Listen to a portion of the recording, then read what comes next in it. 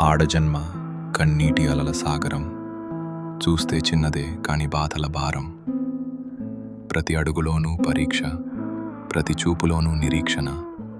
ఆశల రెక్కలు ఖాళీ, గుండెల్లో మూగవేదన.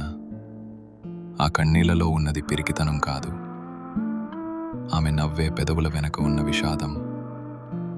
లోపల ఎన్ని గాయాలైనా బయట పడనీయదు, గతం ఎన్ని చీకట్లను తెచ్చినా తలెత్తుకు బతుకుతుంది. తన కన్నీరు అణువణువున ఒక కథ. ఆ కథలో ప్రేమ ఉంది, బంధాల కష్టముంది. అయినా ఆ కన్నీరు ఆమెను బలహీనం చెయ్యలేదు. అది ఆమెలోని ఆత్మగౌరవాన్ని పోషించింది.